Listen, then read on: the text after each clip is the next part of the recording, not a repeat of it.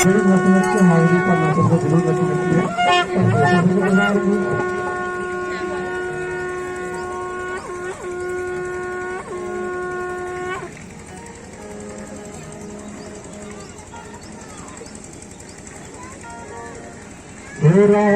ढूंढ रही किसी ने मेरा शाम देखा, राधा ढूंढ रही किसी ने मेरा शाम देखा।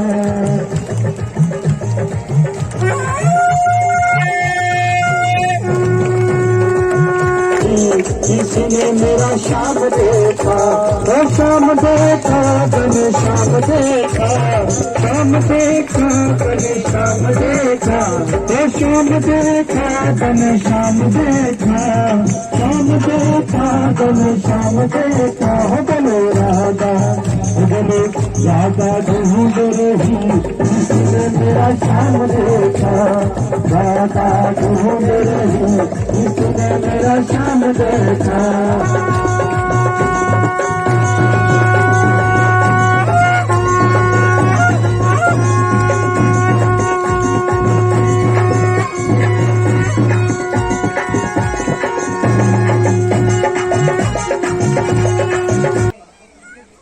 आपको फिक्र नहीं कर, फिर मृत्यु का डर नहीं कि अनंत में मृत्यु होगी।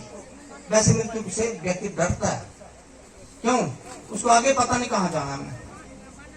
इसलिए अपने सत्संग के माध्यम से, सत्संग के तहत सत्य वस्तु का ज्ञान, उसके लगातार सत्संग सुनने से आपके अंदर शुद्धता आएगी, आपके कर्मों में शुद्धता आएगी।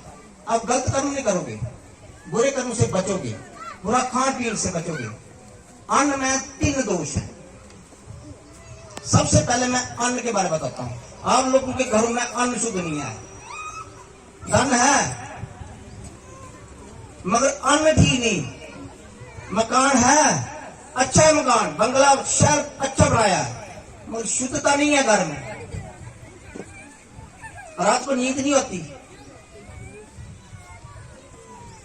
तो उसकी अगर कृपा पानी है आपने, जो पाठ करेगा 6 महीने चेक करके देखो,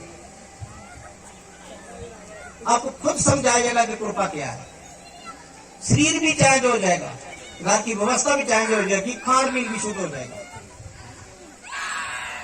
अन्न में पहला दोष जाति दोष।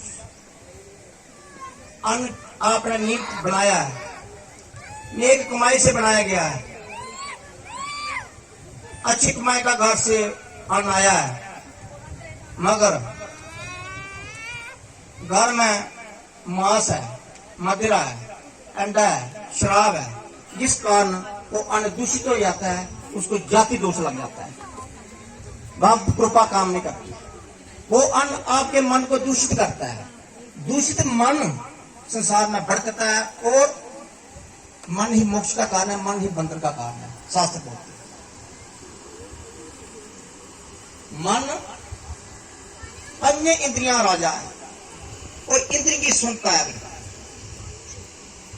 कि इंद्रियों का गुलाम हो जाता है। दूषित मन इंद्रियों का गुलाम हो जाता है, वो व्यक्ति इंद्रियां अतीत नहीं हो सकता, वो व्यक्ति बुद्धिगत ज्ञान को नहीं सुनता, वो व्यक्ति तो वास्तविक ज्ञान से बहुत दूर है, बुद्धिगत ज्ञान से भी नीचे गिर जाता है वो। तो जाति दोष घर में लग गया है, उस घर का अन्न शुद्ध नहीं है। दूसरा है अन्न का दूसरा दोष है नियमित दोष। नियमित दोष क्या है? अन्न भी अच्छा है, आपने मेहनत से मजूरी से कमाया हुआ धन घर में लाया है, उससे आप अनाज खरीदते हो, फिर रसोई में आपका रसोई तैयार होती है। अन्न से आपकी मन और पुष्ट होता है, वो प्राण की पुष्टि होती है। अन्न से ही राजवीर्य बढ़ता है, अन्न से ही खून लव बनता है आपके शरीर में। इसलिए महापुरुष अन्न पर ज्यादा जोर देते हैं कि अन्न शुद्ध बनाओ, खान भी शुद्ध करो अपना। ये मैं घर घर में देखा, लोगों का अन्न शुद्ध नहीं है। और शास्त्र पढ़ लेना, शास्त्र में लगा के जो दोष से इस दोष से मुक्त होता है, फिर वो साधक बनता है। इस साधना करता है, बीच मंत्रों का पाठ करता है, तभी तक पाठ करना मुश्किल हो जाता है। इस निमित्त दोष भी बचना है आपने। निमित्त दोष क्या है कि अन्न घर में अच्छा आया है, मगर बनाने वाली स्त्री, बनाने वाली बहन वो शुद्ध नहीं है। हो सकता है अन्न नहाए बगैर अन्न बनाना शुरू कर दे, हो सकता है कि गंदे कपड़े डाले हैं, हो सकता है उसने मासिक धर्म पर अन्न बना दिया। एक रसोई एक ब्रह्म स्थान होता है, वहां स्त्री को शुद्ध होकर जाना चाहिए। वो चल जाती हैं, सबसे पहले बहना नाती नहीं है, अन्न आते रोटी खा लेती है, तो शास्त्र बोलते हैं वो माल खाता है व्यक्ति, कि नियम तो दोष लग जाता है। नियम तो दोष वाला व्यक्ति भी पवित्रता को नहीं प्राप्त होता है, वो मरने के बाद प्रेत योनि में जाता है, फिर दुखी जीवनी की ना। जिस कारण प्रेत दोष हो गया, जिस कारण अन्न अच्छा नहीं पड़ा, उस कारण प्रेत आते हैं। रात को वो अन्न खाते हैं, 12 to 2 उनका टाइम होता है। इसलिए मैं सभी को शास्त्र के विरुद्ध काम नहीं करता, मैं शास्त्र के सीमित काम करता है, उसके बाद उसका प्रमाण निकलता है। मैं प्रमाणिक आपको पाठ दूंगा, वो पाठ से आप ठीक हो गया। तीसरा दोष है आपका आश्रय दोष। आश्रय दोष अन्न पर लग जाता है जब जिस स्थान पर जो आप अन्न लाते हैं वो शुद्ध होने देगा। वो कैसे शुद्ध हुआ? आपके घर में मोरे हैं तो भूतवास हो गया, वहां अन्न जो है सूक्ष्म दृष्टि से वो आत्मा दिखती है, अन्न अशुद्ध हो जाता है। बनाने वाली स्त्री भी अच्छी है, नहा धो के अन्न बनाया, सबसे पहले उसने जो अन्न है जो नेक कमाई से मेहनत मजदूरी से लाया गया, मगर फिर भी अन्न दूषित क्यों आया? कि आश्रित स्थान शुद्ध नहीं था। शमशान में जा किसी अशुद्ध जगह में अन्न पकाया गया या खाया गया तो उसको आश्रित दोष लग जाता है। जब तक तीनों दोषों से नहीं भी व्यक्ति बचा तो उसको नीचे योनि में जाना पड़ेगा। ये महाभारत युद्ध में जब द्रौपदी जी 5 दिन युद्ध चलता रहा तो कौरवों की तरफ से बहुत व्यक्ति बहुत अच्छी छाना मारना शुरू हो गई। द्रौपदी बोलता कि भाई पांडवों का कोई दुष्काल नहीं हुआ तो हमारे तो काफी व्यक्ति मार गए, ये क्या कारण है?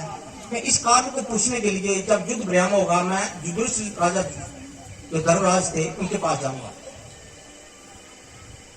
जब उनके पास गए हो शाम को द्रौपदी जी युधिष्ठिर के पास जा, मैं बोला भाई ऐसे ऐसे है, 5 दिन युद्ध हो गया मगर हमारे पक्ष में बहुत नुकसान हो गया, आपके पक्ष में कोई नुकसान हुआ है। इसका कारण कि हमारे पक्ष में भीष्म पितामह जी हैं, महान है, ये क्या नहीं कर सकते,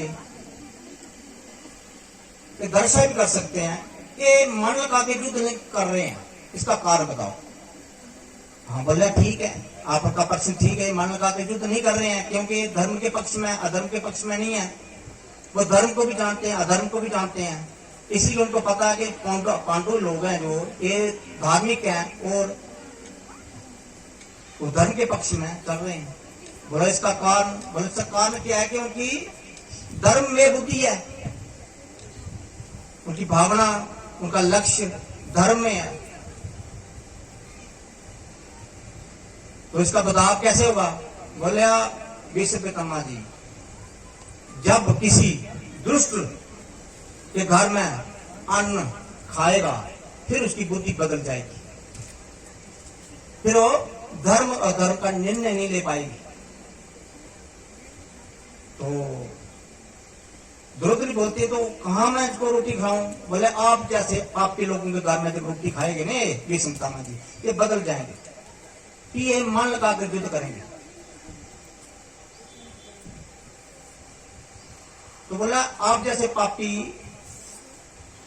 भरी सभा में जब द्रौपदी का चीरहरण किया आपने उस वक्त आप जैसा दुष्ट, आप जैसा पापी नहीं हो सकता। आपके हाथ का बनाया हुआ अन्न जब जो खाएगा उसकी बुद्धि जो है तामसी बन जाएगी।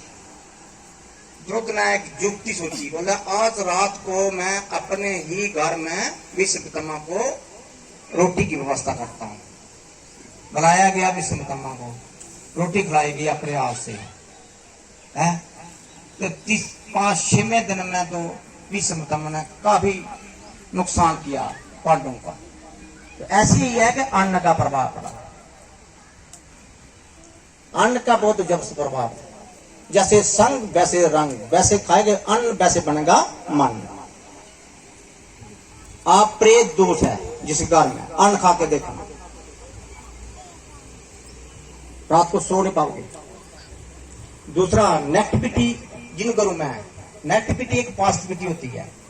मंत्र जाप करने से पॉजिटिविटी पैदा होती है, और मंत्र ना करने से हमारे जो भी कर्म है वो नेगेटिविटी पैदा करते हैं। क्योंकि हमें कर्म करने की कला नहीं है, कर्म प्रधान है। कर्म करने की कला जो सीख गया वो आत्मज्ञानी बन गया। कर्म आत्मज्ञानी भी करता है सृष्टि में, और संसारी व्यक्ति भी करता है, मगर कर्म करने की कला दोनों की अलग अलग है। वो कर्म करता है दूसरी की भलाई के लिए, मगर संसारी व्यक्ति कर्म करता है अपने लिए, अपने बच्चों के लिए। इतना फर्क है। अब ये सत्संग है दूसरी की भलाई है, पर हित सार धर्म भाई, पर पीड़ा धर्म आत्माई, दूसरी की भलाई के लिए। गीता का पूरा श्लोक इसमें खत्म हो जाता है कि दूसरी भलाई में निष्काम कर्म जो करता है वो कर्म आपको निर्भय बना देता है, और हजारों जोड़ियों के पाप का भस्म करके आपको तत्व ज्ञानी बना सकता है। इसलिए कर्म प्रधान है। अच्छे कर्म करो, सत्संग में आओ, सत्संग में जुड़ो, सत्संग में जो प्रसाद खाओगे शुद्ध हो जाओगे। इसलिए हर सत्संग में प्रसाद बनाया जाता है, उसमें शुद्धता आ जाती है। जो विविष्ट महा रामायण में पढ़ना है। मक्की ब्राह्मण था, भगवान विविष्ट जी उनको रोकते थे, बोले भाई तू ऐसे कर, किसी दुष्ट के घर के अन्न मत खाना, चाहे आपने शाम के 7 रात को रात काटने पड़े, चाहे चंडाल के घर में रात काटने पड़े, मगर किसी शुद्ध के घर के अन्न खाया। तो मक्की ब्राह्मण जो है किसी एक दुष्ट के घर में अन्न खा के आके वो साधना करते हैं। बोले जी बहुत बड़ा दोष लग गया तेरे को कि दोबारा जो है इंसान का जूनी नहीं मिलेगी तेरे को। इसको मुक्त करने के लिए पहले शुद्ध करना पड़ता है। शुद्ध करोगे फिर इसमें तत्वज्ञानी का प्रकाश, तत्वज्ञानी का उपदेश ठहरता है। नहीं तो तत्वज्ञानी को जो दुष्ट व्यक्ति है वो बुरी नजर से देखता है, उसको क्रोध आता है। मैं जगह जगह सत्संग करता हूँ, कुछ लोग सत्संग का विरोध भी करते हैं, वो विरोध करते हैं सत्संग से चलता आ रहा है। कोई कलयुग तो बहुत नीचे युग है। अभी भगवान राम जब चलते थे उनको लोग पत्थर मारते थे, मगर कर्म में लिखा जाता है व्यक्ति को, तत्वज्ञानी को, चाहे आप विरोध करो चाहे संजोग करो, कर्म दोनों है। और चाहे उनकी निंदा करो चाहे स्तुति करो, उनको कोई फर्क नहीं पड़ता। फर्क आपको पड़ेगा। कैसे पड़ेगा? अगर आप स्तुति करोगे तो आपको शुद्ध कर देंगे, वो अपना शुद्ध हो जाएंगे। अगर विरोध करेंगे तो आप नीचे क्यों नहीं जाना पड़ेगा। कर्म प्रधान है, गीता में लिखा गया है। नहीं जिसको जिस विषय के बारे में नहीं पता है उसको नहीं पता तो समझना चाहिए। किसी तत्वज्ञानी के पास बैठ के विषय लग गया है, स्कूल में नहीं पढ़ाया जाता है, आत्मविद्या स्कूल में पढ़ाई जाती है। आत्मविद्या महान है, इससे ऊपर कोई विद्या नहीं है। संसार की विद्या, संसार का बेबब, इसके नीचे कुछ नहीं है, जीरो है। आत्मविद्या जो पाता है, आत्मज्ञान पाकर जहां से चला जाता है वो दोबारा सृष्टि में नहीं आता।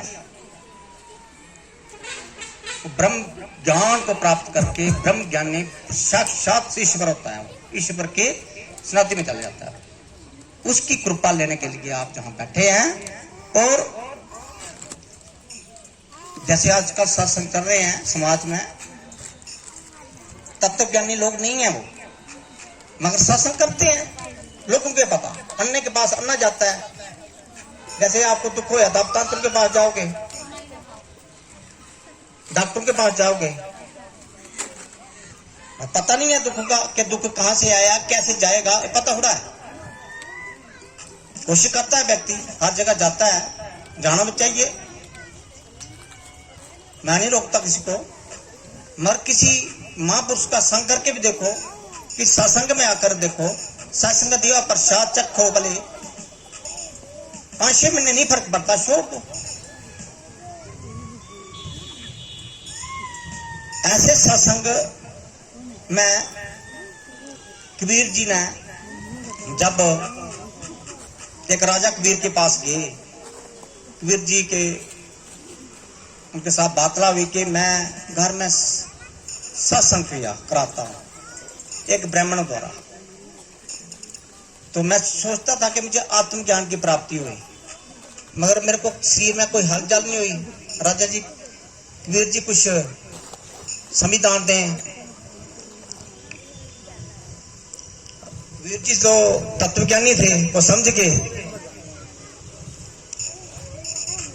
बोला ठीक है, जब सत्संग करोगे तब मेरे को बुला लेना, और जब सत्संग कर रहे हैं ब्राह्मण देवता जी मैं आऊंगा।